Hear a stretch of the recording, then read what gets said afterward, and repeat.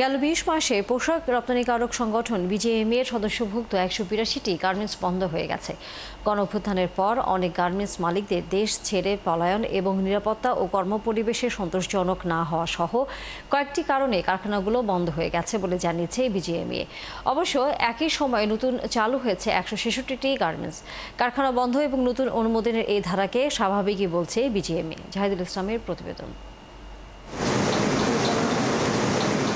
এইসব গার্মেন্টস বন্ধ হয়ে যাওয়ায় অনেক শ্রমিক বেকার হয়েছেন। একসময় সচল সেলাই মেশিনগুলো পড়ে আছে অচল হয়ে। ২০১৭ সালে ছোট্ট পরিসরে কারখানা চালু করেন এই উদ্যোক্তা।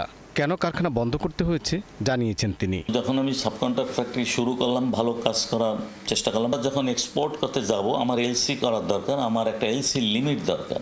বিভিন্ন ব্যাংকে আমি ঘোরাঘুরি শুরু করলাম। বিজিএমইএ থেকেও কোনো ওরকম সহায়তা কোনো কিছু করা যায়নি। মোটা দাগে ৮ কারণে গার্মেন্টসগুলো বন্ধ হয়েছে বলে মনে করছে বিজিএমইএ। ৫ই আগস্টে পট পরিবর্তনের পর সরকারের বিভিন্ন নেতা যারা ছিল তারা দেশ থেকে পালিয়ে গেছে।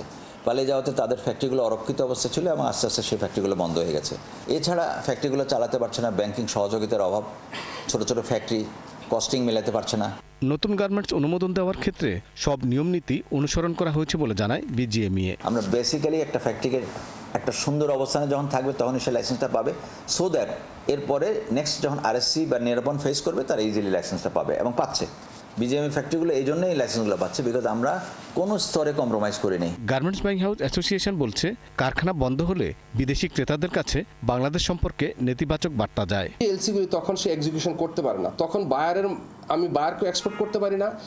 বাইং হাউস যেমন তার বায়ারটা হারায়, ফ্যাক্টরি কিন্তু তার লায়াবিলিটি নিয়ে বসে যায়। ব্যাংক তার টাকা রিকভারি করতে পারে না।